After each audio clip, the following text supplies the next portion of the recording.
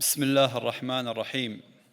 أصحاب السعادة، السيدات والسادة، الحضور الكرام، السلام عليكم ورحمة الله وبركاته.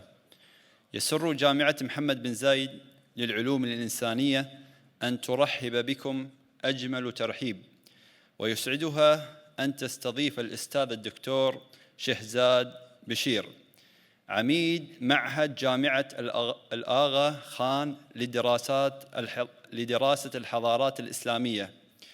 يعد الدكتور شهزاد أحد أبرز الأكاديميين في مجال الدراسات الإسلامية، وقد شغل مناصب أكاديمية مرموقة في جامعتي براون ستانفورد بالولايات المتحدة الأمريكية، وله عدد من المؤلفات البارزة، من أهمها رؤية جديدة للماضي والمستقبل الإسلامي، كما حاز على زمالات بحثية من مؤسسات علمية مرموقة. والآن ندعو الأستاذ الدكتور شهزاد بشير إلى المنصة لتقديم محاضرة بعنوان مدخل إلى دراسة الإسماعيلية تاريخاً وفكراً. Assalamu alaikum. So thank you very much for the very kind introduction. It's a great pleasure to be here. So I would first of all like to begin by thanking our hosts, especially the Chancellor, Dr. Khalifa Mubarak al-Zahiri, for the invitation to give this talk. Also, Dr. Karim al-Mazrui for making the arrangements, and also Dr. Layla al-Qutayba for the practical arrangements. I should also like to begin by noting that this talk comes from a discussion that occurred between the President of the UAE, His Highness Sheikh Mohammed bin Zayed Al Nahyan, and His Highness Prince Rahim Aga Khan. They had a meeting in September, which led to the idea of cooperation between different universities and so on. So I'm hoping that this is just the beginning of a longer-term relationship that we can develop with respect to relationship between Aga Khan University and MBZUH. I will. The topic that I'm going to talk about today is an introduction to Ismaili history and thought. Now, this is a daunting topic to take up in a short talk. The history of Ismaili history and thought are coextensive with the history of Islam, going back to the earliest Islamic period to the present. So we are talking about 1400 years of history and all kinds of complicated thoughts. So there is no way for me to really truly do justice to this topic in a short time. So what I have decided to do is to give you essentially a synopsis going across time from the beginning of Islamic history to the present. And I will give you very short snippets of this history together with a little bit of a taste of Ismaili literature. And then when we have questions and answers, I would be happy to go into greater details as necessary. So what you see on the screen here is what I've done is to divide this history into 5 periods and to go over them quickly. And they're connected to time periods, but also, as you can see in the second line, it connects to giving a sense for how Ismaili communities have developed around the world from the early period to the present. And then the last line you will see is where I will introduce certain aspects of literature to give a taste for the material. So then, beginning with the beginning of history, Islamic history. So the Ismaili tradition that we are talking about today is the Nizari Ismaili Shia tradition. So as I go through the story, as I tell the history, we will see where the terms Nizari, Ismaili, and Shia comes from. The most general term, of course, is the Shia, which is a term that comes from Shi'at Ali, the group of Ali, going to early Islamic history.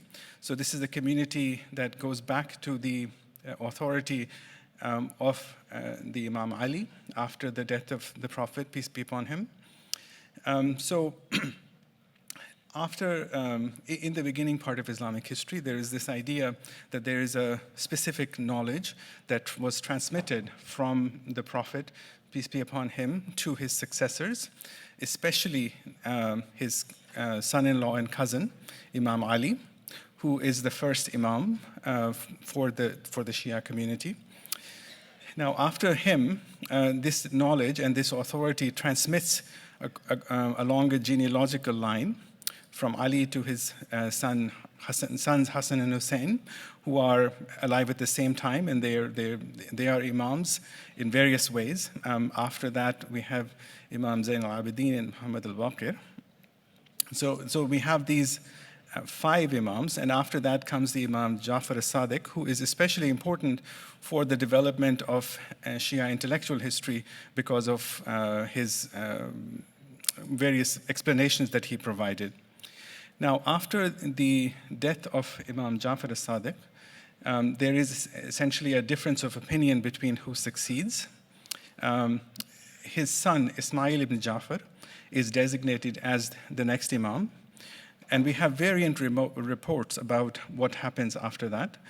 So one suggestion is that this Imam actually predeceased his father, in which case the idea is that the Imam Ja'far al-Sadiq nominated another one of his sons as the Imams, or that he actually did become the Imam, but there was a difference of opinion in the community.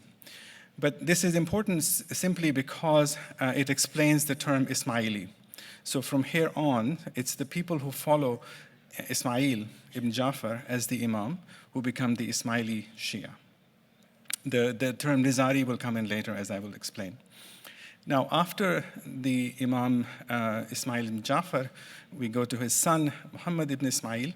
And then after that, we have a period in which the Imams are no longer public figures because of various reasons having to do with opposition, differences of opinion in communities, etc. A new period starts, which is referred to as the period of Sadr, or concealment. And now this concealment has to do with simply that the Imams are not available in public. The Imams do continue on, one after the other, from father to son, but our information about them is fairly little because they're concealed in a way from public sight. So this is the first period, which kind of helps us explain the term Ismaili and the specificity of the Ismaili understanding. Now, so here, this is the moment where I will take the first break from the historical narrative and take you to a piece of literature. So I hope this is readable from where you're sitting. So what happens in the Ismaili community from early on, just as other forms of Islamic knowledge are developing in this period, so does Ismaili thought and literature develops very heavily. So one of the crucial questions has to do with the issue of knowledge. What exactly is knowledge? This is a question that we still deal with today. For example, with AI becoming so significant, right now one of the biggest questions we have is what exactly do we consider knowledge? But this is an ancient question. Now, in this context, what I'm sharing with you is the work of a scholar, an Ismaili scholar by the name of Abu Yaqub al-Sijistani, who is writing about 2 different forms of knowledge, which is important to understand. So he writes, in translation obviously from Arabic, spiritual inspiration commences when the inspired person becomes able to discover things neither by a route that has the senses as their sources, nor by the influence of hidden things from external aspects. He then experiences his soul existing apart from sensible things, forsaking them and desiring instead the intelligibles that are not attached to material things. The distinction between the scholar and the one inspired is that for the preservation of his knowledge and his wisdom, the scholar requires the material sensibilia, whereas the inspired person is independent of these and thus conceives in his mind something the scholar cannot extract by deriving its indicants from sensible signs only. Often, however, when a spiritual thing occurs in the mind of the inspired person, something without an intellectual definition, he expresses it with a sensible sign that allows people to see what he is describing to them. This is then more firmly fixed in the people's understanding because it resembles a specific sensible thing. Now, there are two aspects of this statement that I want to highlight. One is simply the highly philosophical, intellectual way of talking, which is part of the great tradition of Ismaili thought, which is itself part of the great tradition of early Islamic thought. So scholars like As-Sijistani are very much in conversation with other Muslim scholars that are active at the same time, and they are using a certain way of thinking, of clarifying certain aspects. And then this is comes from that. The other thing is that this definition of two different types of knowledges is important because it indicates that there are two different parts of existence that one can access. As ordinary people, our knowledge is based upon what our senses provide, what our bodies provide, and what our mind can decipher. So this is the batin, the zahir, the external aspect of the world. But there is another world, in a sense, which is visible only to some very specific people, the batin, or the hidden, the inside, and this is available to the person who has inspiration. Now, ultimately, it's the prophets and the imams who have access to this other world fully, right? Now, and what the imams and the prophets do is to understand this world, experience it because of their special access, and then translate it to the ordinary people, right? So this differentiation between two different types of knowledges is also a differentiation about how the world is actually constructed. It's cosmology as much as it is epistemology. And this is an important aspect that we will see play out throughout Ismaili history and thought. So this is the first part of it. I will keep going then. Now going back to the historical narrative, as I mentioned that the Ismaili imams after Muhammad ibn Ismail, they are in a state of concealment for for about a century or so. And after that, from the year 900 onwards, and these are all common era dates, but we have the establishment of a group called the Fatimids in North Africa. They begin in part of what is now in western Morocco, Sijil Masa. After that, they become established in what is now Tunisia.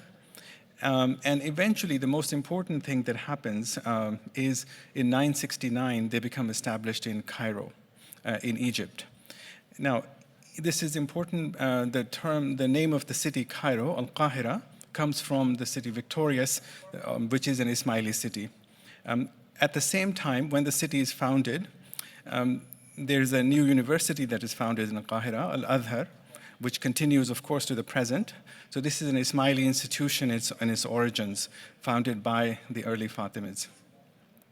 Now, from Cairo, the Fatimids have developed this grand civilization, the effects of which we can see up to the present. There are great buildings in Cairo that go back to the Fatimid period.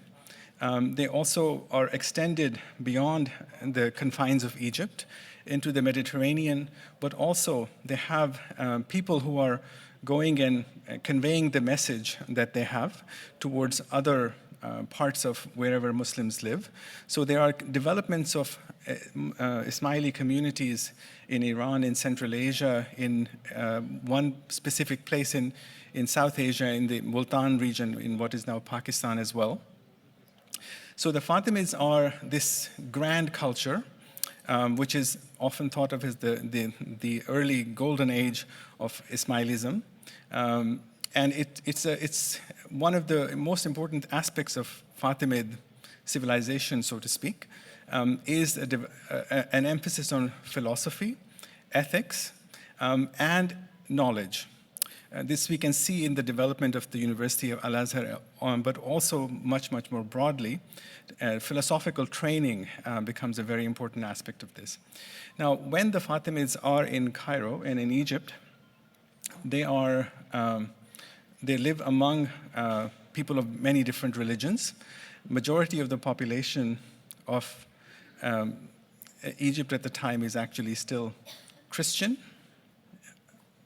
And then there are, of course, many other Muslims who are not Ismailis who are there as well. So in this period, the Ismailis, the Fatimids, develop a culture of pluralism, a commitment to pluralism, of accepting different forms of knowledge, different types of identities, and so on and so forth. So this is an aspect of Ismaili history and thought that continues on, as we will see a little bit later as well, from the period of the Fatimids. Now, I want to go to the next thing, so take a break from the historical aspect and share with you another textual piece. One of the things that the Fatimids do is to develop a culture of interpretation, of systematic interpretation of texts. That has to keep in mind the idea of different types of knowledges that I described before. So this text comes from a Fatimid scholar, Hamid ad-Din Kirmani. So he's talking about the necessity of interpretation. So I will read this and then say something.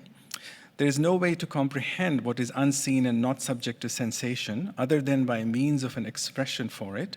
That is something that can be seen and sensed. The messenger reported about what cannot be seen or sensed, such as God, paradise and its felicity, hell and its torments. From this fact, it follows that in his reporting and his expression of what he reported about, he gave an account of what cannot be seen or sensed using what can be seen and sensed. Thus, for example, he reported about paradise, which is the abode of the afterlife and which is neither seen nor subject to sensation, by referring to gardens and streams and trees and fruit and flowing water, and in regard to the manner of being of those in it, he referred to them as newborns, cups, pitchers, dark-eyed women, well-kept pearls, and all sorts of physical benefits that are in their entirety seen and sensed. Similitudes require the things that are represented by them and the things that are represented are designated by interpretations. Thus, for what the messenger brought and summoned to in the revelation and law, there is an interpretation. Hence, the interpretation is necessary. So the crucial thing about this statement and why it's important is that the idea is that what is religious knowledge has to be expressed in terms that are understandable to those who are not inspired, ordinary people, right? But when that happens, such as in this example, when the example is being provided about what is in paradise, etc., it creates a second necessity. Now, someone has to actually explain how these things that seem sensible, they are not exactly the same things that we may actually be sensed with our bodies. Right? So when the paradise is described, its pleasures, we can understand them as the Quran says and other religious literature says, but we have to know that this is not the same thing that our bodies actually experience. This is a kind of metaphorical transmission of what those pleasures are or what paradise is, etc. So because of this, there has to be someone who is interpreting, who takes what seems like ordinary language and explains why this is actually much more than what it might seem like to us based upon physical experience. So the ultimate interpreter in this case, of course, in the Ismaili understanding, is the Imam, who is the direct link, the living Imam, who is the direct link between us as ordinary people and inspired knowledge, going back to the Imam, the earlier Imams, and of course the Prophet, peace be upon him. But there's also the need for a class of scholars who interpret things further, who take what the Imams say and what the Prophet has said and what is in the Quran and explicate it further. So this then produces the necessity of classes of scholars. Fatimid culture is heavily invested in scholarship in order to be able to satisfy this necessity of interpretation. And this is something that continues on to the present. This partly explains why there is such a great emphasis on education, on universities, on the development of scholarship and kind of forthright assessment of literature and so on throughout Ismaili history. Okay, so going at this very breakneck speed of flying through the centuries, I'll go to the next slide. Now, during the Fatimid period, there's a difference of opinion regarding who is the next Imam. This leads to the development of two separate communities that are interconnected because they're both connected to the Fatimids, but they follow different lines of Imams. One of them is the Musta'ali community, which continues to the present. They're most often known under the community called the Bohras, coming from South Asia. So that's a separate history which I will leave out for now because I don't have time to get into this. The Nizari Ismaili community comes from the history of the Fatimids because of following further with considering a man by the name of Nizar as the Imam. Now this person is a Fatimid prince, and he is part of the Fatimid family in Cairo. And the Imams that follow after him, they go into concealment from the Egyptian side from about 1095 of the Common Era until 1160. And in around 1164, they reappear again, but this time in Iran, in what is now the mountainous areas of northern Iran.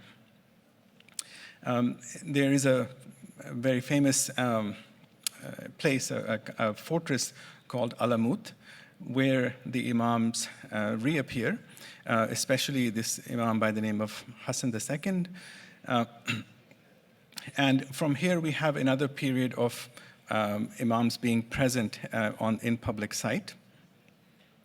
Now, between 1164 and 1256, the communities of Nizari Ismailis, they are present in northern Iran as well as in parts of Syria and in parts of Central Asia. They are small communities spread in various places. And in 1256, they are destroyed when the Mongols conquer the Middle East. When the Mongols come in from Asia, just before they actually destroy Baghdad in 1256, around that time, they actually destroy the Ismaili community set up in Alamut and places like this as well. So that brings to an end this Iranian Nizari period. Now, the crucial thing about this period is that in this period, in fortresses like Alamut, the Nizari Ismailis continue the Fatimid culture of learning and actually enrich it even further. They build huge libraries that are the envy of other Muslim communities at the time. Great scholars are developed there. One particular one is known by the name of Nasir ad-Din al-Tusi, who is often regarded as the heir to Ibn Sina. He's a great astronomer, medical doctor, religious scholar. He basically produces works in all different fields, including explaining Ismaili thought. So this Alamut period, it's relatively short, but it's very, very rich in the development of literature, especially in the Persian language. So we have the transition from Arabic, and then a lot of material is produced in Persian as well. Now, I will share with you on the textual side this time a poem. So this is a poem that comes from the most famous Persian scholar and poet who belongs to the Nizari Ismaili cause, Nasir Khusro, who died in 1888. He was born in Badakhshan, in what is now Tajikistan, then traveled to Cairo, where he got trained, and then traveled all other parts of the world in between as well. He actually wrote a very famous travelogue of this as well. But he was also a great poet and a scholar of various types. Now, so these are translations from his Persian poetry, where he writes, "In the body of discourse, like the intellect itself, I shall place beautiful and rare meanings as the soul. If you have not seen discourse in human form, I'll make for you in discourse the form of a man. For him, from pleasing descriptions and pleasant tales, I shall form twisting locks and smiling lips. His meaning I'll make a lovely face, and then within the veil of wording I'll conceal it. When I set my face towards speech by force, I'll bend its back before me like a polo stick. If my mind in some part be dull, with the hand of thought I'll file it sharp. And should my soul display the rust of ignorance, like a mirror I'll make it through reading scripture." So this is first of all, you can see that the language has a different feel to it, because this is coming from Persian rather than the earlier examples from Arabic, because it's going together with the tradition of Persian poetry. And here what he's saying is that he, as the poet, is going to create language that represents these spiritual truths that are inherited from the Imams, the Prophet, the Quran, etc., going onwards. So again, we have the same thing of the difference between an inner and an outer meaning. Here, however, the difference is it's talking about the human potential for creativity. He, as the poet, is going to create language, which is the outer aspect, which contains within it the spiritual truth. So the first part of it, he's doing this, something that we often call anthropomorphism. He's making language look like a human body, and he says, that's what I will do.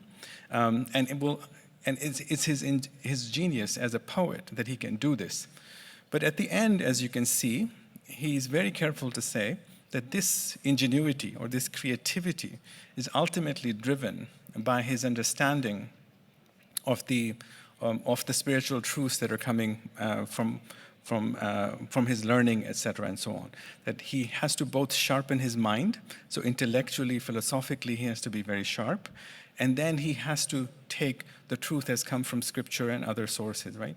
So it's a process of translation that he's doing, converting knowledge, the inspired knowledge that we saw in the first two cases, but now putting into a different language, and also talking about the creativity that is required to make this transition. Okay, so that was the third example. So we keep going after this.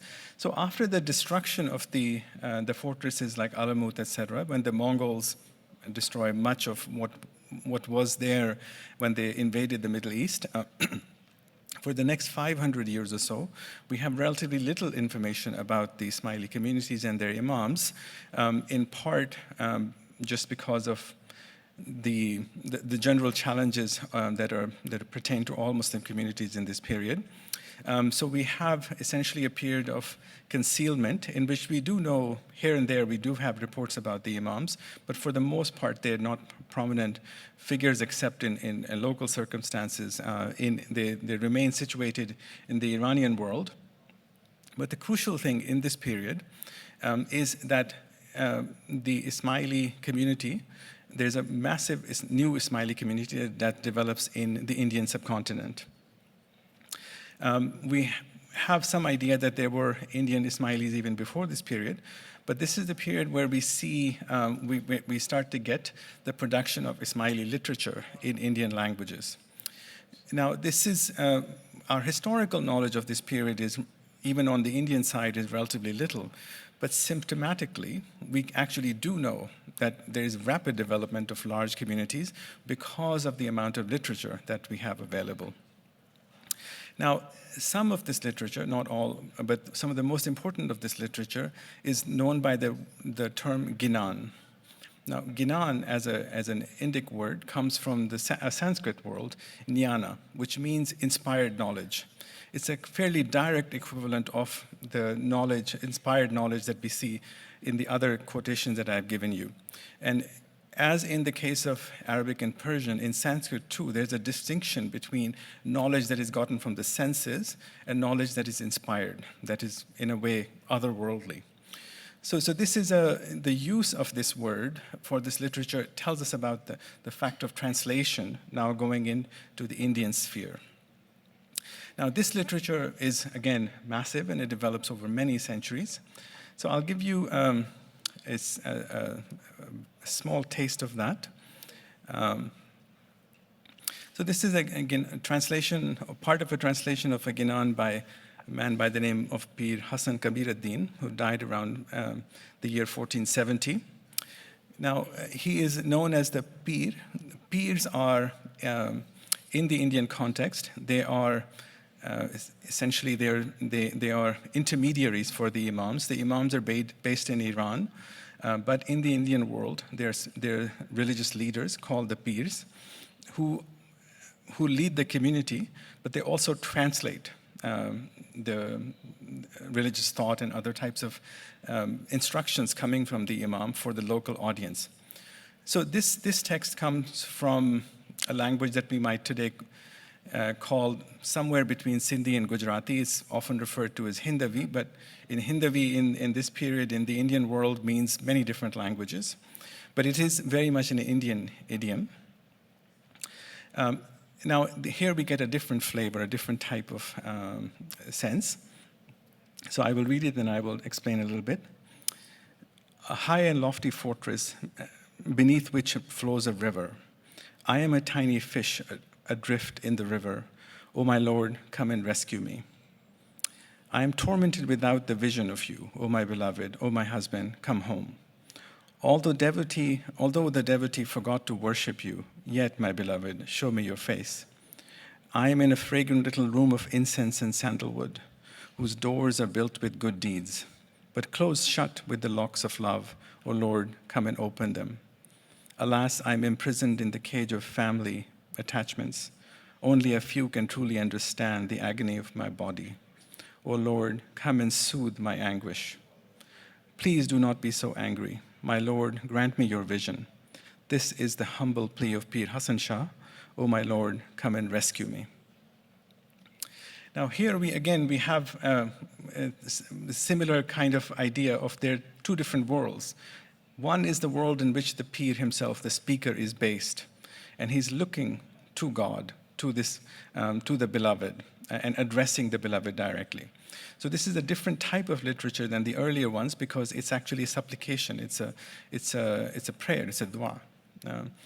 And in the address, the speaker is asking for grace, for a kind of benefit, for love, and it's expressing his own love towards God and asking for a gift of love back.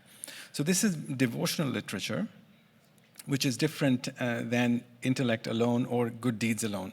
Now, he specifically says in this case that living in the world, I can live and do good deeds, but this is not enough. What is crucial is love and devotion towards the divine, and also back from the divine becomes an important aspect here.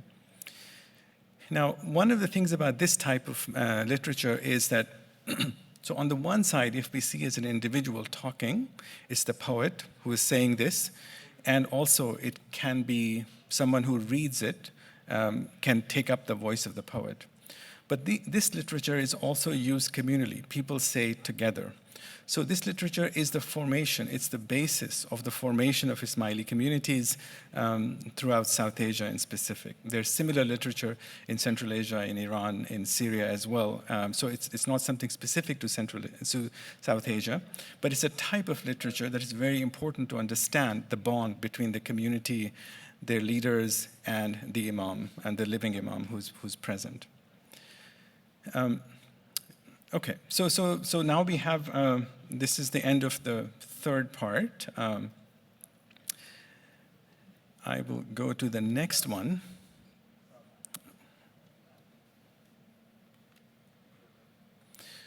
Okay, so the world obviously generally changes radically from the period of 1800s onwards, so do the Ismaili communities, so do Muslim communities the world over.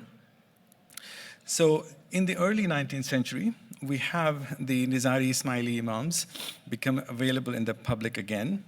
So this is a period that is referred to in Iranian history as the Qajar era. The Qajars are a dynasty that come to power in the late 18th century and then go on to the 19th century.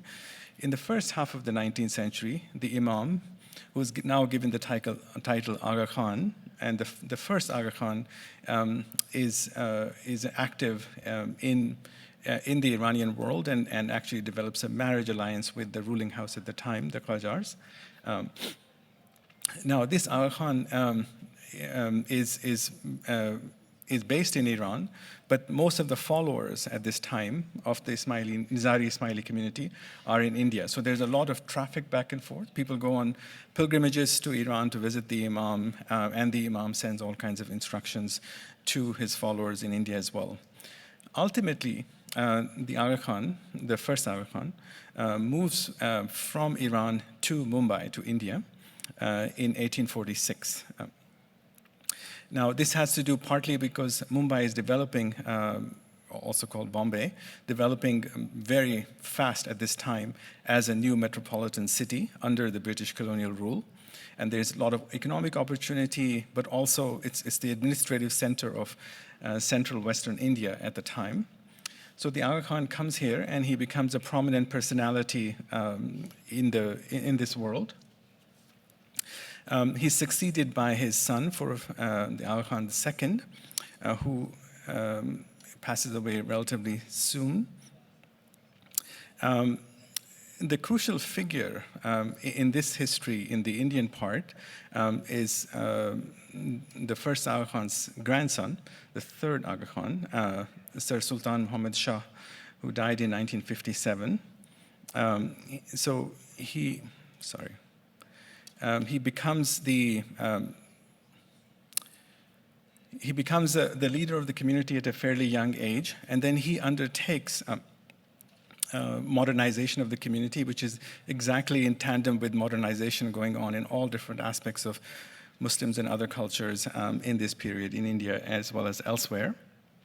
He starts to build social institutions with very much an emphasis on education and on healthcare and betterment of the community, of the material circumstances of the community. So this is, again, continuing on from the early imams, from the Fatimid period, from the Nizari imams in Iran, etc. But now, of course, in a modern form. The third Aga Khan, who is a very prominent personality, he was the president of the League of Nations even for a brief period.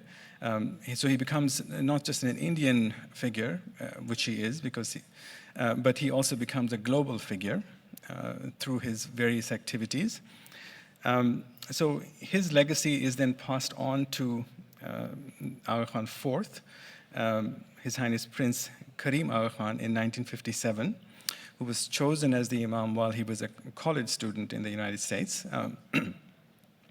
And this legacy is then continued on from 1957 under the leadership of His Highness Prince Karim Aga Khan until 2025. And then he passed away earlier this year. And now the mantle has been passed on to His Highness Prince Rahim Aga Khan, who is the fifth Aga Khan at the moment. So what we have in this lineage is this continued presence of the imam from the early Islamic period all the way to the present. And the Imam remains completely central to the community as an intellectual figure, as a figure of devotion, and as someone who brings together religious and material concerns in the same moment, with a special focus on education, on ethics, and on especially on pluralism, which is what I want to kind of focus on with respect to the text I want to share with you. Now, His Highness, the late His Highness Prince Karim Aga Khan, the Aga Khan IV, was the 49th Imam of the Nizari Ismaili community. He dedicated much time to the question of pluralism and the acceptance of diversity around the world. He was given a great award in Canada, the Adrian Clarkson Award. And at that time, he made a speech where he said this text: "Perhaps the key to resolving the paradox of citizenship is to think about layers of overlapping identity. After all, one can honor a variety of loyalties to a faith, an ethnicity, a language, a nation, a city, a profession, a school, even to a sports team. One might share some of these identities with some people and other identities with others. My own religious community identifies proudly as Ismaili Muslims, with our specific interpretation of Islamic faith and history, but we also feel a sense of belonging with the whole of the Muslim world, what we call the Ummah. Within the Ummah, the diversity of identities is immense, greater than most people realize. Differences based on language, on history, on nationhood, ethnicity, and a variety of local affiliations. But at the same time, I observe a growing sense within the Ummah of a meaningful global bond. When the question of human identity is seen in this context, then diversity itself can be seen as a gift. Diversity is not a reason to put up walls, but rather to open windows. It is not a burden, it is a blessing. In the end, of course, we must realize that living with diversity is a challenging process. We are wrong to think it will be easy. The work of pluralism is always a work in progress. What I have called the cosmopolitan ethic is not something that we are born with. It is something that must be learned. But this process does not simply take care of itself. It requires planning, it requires persistence and ever-fresh thinking. It is work that is never finished. So this text should be fairly straightforwardly understandable. The thing that I would highlight here is the fact of understanding that pluralism and diversity are not easy things. It's very challenging to live in a diverse world. But the fact is, the world is very diverse.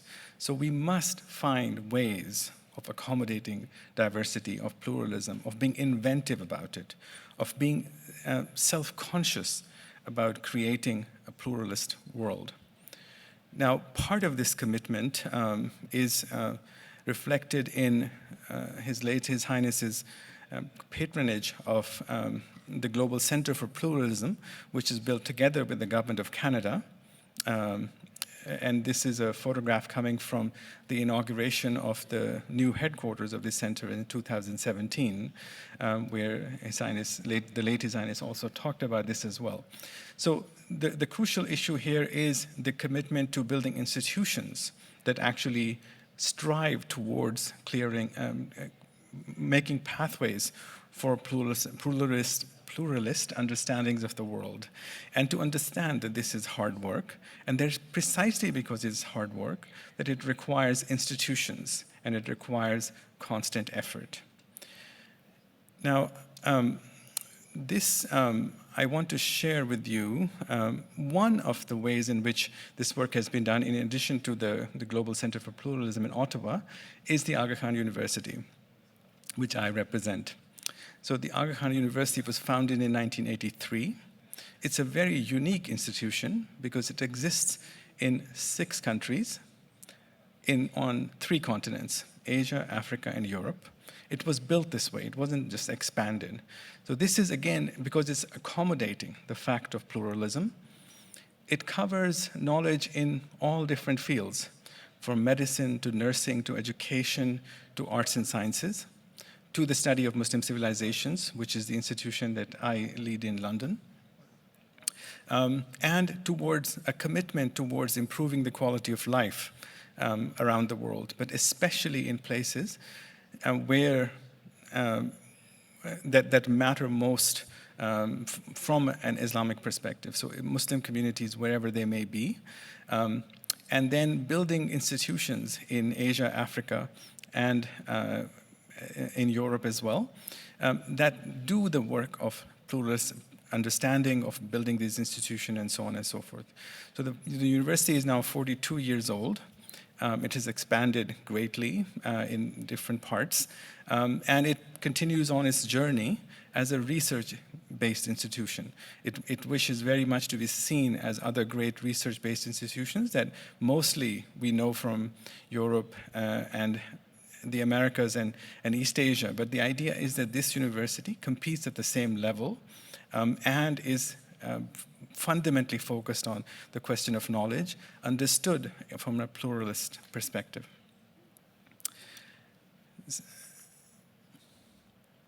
Now, when the Aga Khan University was founded in 1983, His Highness Prince Karim Aga Khan at the time gave a speech in which he made a direct connection between the founding of the university and the founding of Al-Azhar University in Cairo more than 1,000 years ago by his ancestors.